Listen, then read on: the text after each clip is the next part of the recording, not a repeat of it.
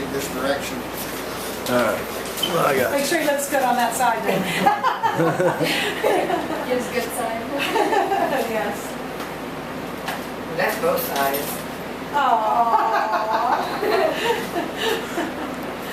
Alright folks, well here we are again. I'm going to pick it up where I left off. Last week was talking about Moses. Now when he met God at the burning bush, he was telling him he didn't feel like he was the right man for the job. You know, like Moses said to the Lord, "Oh Lord, I've never been eloquent, neither in the past nor since you have spoken to your servant. I'm slow of speech and tongue." The Lord said to him, "Who gave man his mouth? Who makes him deaf or mute? Who gives him sight or makes him blind? Is it not I, the Lord? Now go. I will help you speak, teach you what to say." So even though Moses didn't feel like he was good enough to do the job, God did. And I was doing a little research online, and it turns out in Numbers 12:3, God calls Moses the meekest man on earth. Now what's wrote up is, now the man Moses was very meek, above all the men which were upon the face of the earth. That's Numbers 12:3. I copied what the guy wrote and put that on there. I'll read it to you. He says it better than I could. It says, "It's hard to imagine that the man who had to flee the desert after killing an Egyptian soldier as the meekest man on earth. Something surely transpired in the 40 years between fleeing to the desert and the time God appeared to him in the burning bush. Time and experience, when handled appropriately, will work patience and humility in us. Many years of herding sheep in the wilderness helped the brash young Moses mature into a meek and humble man that could be used of God to bring Israel out of Egypt." And I got thinking about that, and like that was 40 years from the time, you know, he was basically the Pharaoh's son. You know, that's pretty high on the food chain back then. Like, he was one of the most powerful men in Egypt.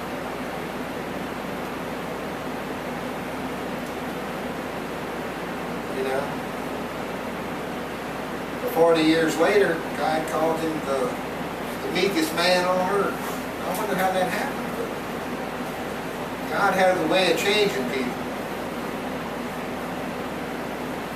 I got to thinking about it. You know, 40 years, that's a long time. I turned 62 the other day, and 40 years ago I was 22. And when I was 22, there wasn't nothing meek about me. You know, I was young and wild, you know. I pretty much took what I wanted and whooped anybody that got in my way. And evidently I was pretty good at it, because the Marine Corps made it my job. They put me in a ring. And I liked it so much that I was even doing it in my free time. But God has a way of humbling us. And with me, it took a lot of broken bones, a lot of mistakes. A lot of sad times, and even a few little visits to the jail and, you know, screwing up my first marriage, going bankrupt a couple of times. You know, it's a lot of bumps in the road in 40 years. And I'm not that cocky 22-year-old anymore. But maybe that's what it takes for me to be humble enough for God to use me. You know, but when I was 22, that was the furthest thing from my mind. So, God has a plan for all of us. You know, sometimes it don't make any sense to us when we're in the middle of it, but when we get down the road and look back, we can see how all the pieces to the puzzle fit together.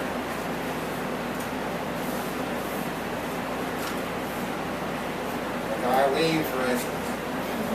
You've had some puzzle pieces come together in the last couple of years, haven't you? A lot of puzzle pieces. Yes. Tell us all about it. Tell us about it. Well, you want to hear my testimony? Yeah. Well, my testimony was, I was married 35 years. Have 3 children. I have 5 grandchildren. And I found out that my husband had a 16-year relationship with my friend. I'd led a double life behind my back with many women. And had a girlfriend at the present time that had been around a year before I filed for divorce. So I was a godly woman praying for my husband and believing God for his salvation, not knowing what he was doing behind my back. So I filed for divorce and went through a process of gaining my freedom and getting away from all of the stuff that, you know, was hindering me from my walk with the Lord. God's been working on me a lot in the last couple of years, because during that time, it was a time in the desert, as the Israelites were. It was a very dry season, a season of famine where I felt like God wasn't there, and I felt like, you know, where was He? But I still kept my place, kept a place at the altar of praying and praying and seeking and praying, because it's the only thing that got me through the 2 years. God was there all along, but sometimes I think He likes us to pursue Him just for the sake of being pursued. So I'm on the other side of that situation now. It's been almost a year now, and I am free. I am happy. God's got some amazing plans for my life. I will be going to Bible school in August and preaching the gospel and traveling. And I owe it all to God. You know, the transformation is amazing. And, you know, even when you're at the darkest hour, that's usually when He's carrying you or holding you. You just can't see Him because He's so close. So, you know, just run after Him is all I can really say, is run after Him. Because it's that running after Him and that pursuit of Him that it's His heart, you know. You want to know the Father's heart, and that just warms His heart. So I understand what Moses went through. Yeah. So. Oh, Joe, he's got a story to tell too. Yeah, I grew up in a very Christian family. Yet I believed in God. I knew better. I still done what I wanted to when I wanted to. Married, had 2 kids, ended up divorced and raised them by myself. In the beginning of that, I got in a little trouble and got sent off to prison for 9 years. Mandatory 7, first time I've ever been in trouble in my life. Got killed in my family. So it hardened me quite a bit. You spend 7 years in prison, you grow up with a pretty astute family and a church family, and next thing you know, you're in prison with killers and everybody else, but still, I still maintain my belief in God because it was instilled in me when I was born. Now, that being said, after I got my final divorce, I was, like I said, I was a single father. I kept on raising my children by myself. I knew I had to make a living somehow, but I also had to maintain the children. That's when I started tattoo business. I got in tattoo business. And Bobby worked with me. Me and Bobby were together in that for years. And I never could settle down with one woman back then. If I had one, I had three on the back burner, like you were saying, waiting for the other one to move out so the next one to move in. I went through a time when that happened, and in my business, the storm and other problems come and affect their business to where I pretty much had to let it go. I was mad at the work. I ain't gonna lie, like you said, you gotta forgive people. Well, I was mad at everybody. Everybody I knew, I didn't want to talk to nobody. And I died. I died in St. Pete Beach 5 times.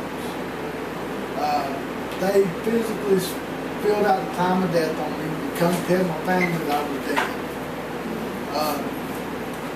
Luckily, when they were unhooking me, a nurse heard me breathing. And she rushed out, got the doctor, and they flew me over to the Heart Institute, and they put me back together.